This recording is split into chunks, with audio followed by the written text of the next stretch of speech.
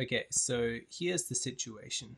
You're in a social context, there's your girlfriend, there's a bunch of other men, and your girlfriend is flirting in front of you with another man.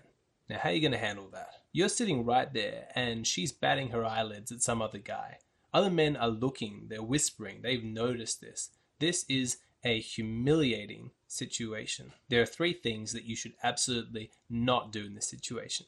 And the first one is to get angry. Strong men have control over their emotions, and smart men take action before a situation becomes so unbearable that they become angry. Intercede before it gets to that point. The second thing you shouldn't do is nothing. We've been sold this lie that jealousy is an inherently negative emotion, and that a modern and progressive man should be above feeling jealous. But that perspective is like an ideology. What does the science say? What does evolutionary psychology tell us? It tells us that men have been paranoid for millennia that they're going to end up raising somebody else's child. And so we want to protect our partners from being inseminated by some other man so that we don't end up wasting a lot of our time, energy, and resources raising somebody else's child.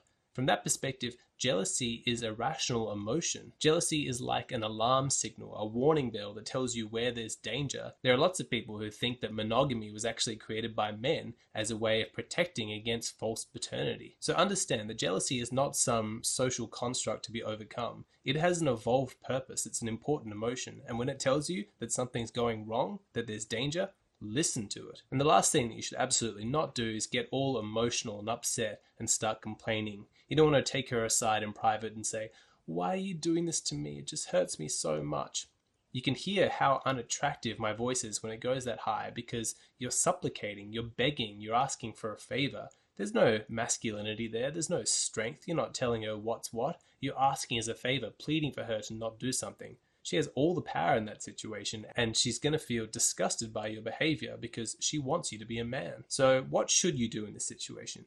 Well, there's two things, and the first thing is to stop the behavior. Tell her this is inappropriate, you need to cut it out now. If you have a functional, healthy relationship dynamic, that should be all that it takes. But lots of people don't. She may want to push you further. She may want to test you. She might say, "Why should I stop? Are you jealous?" That is a shit test because she's trying to blame you for the situation as if it's your fault. That the issue at hand here is not her outrageous and tacky behavior, it's the fact that you're insecure. So what do you do if she comes at you with that?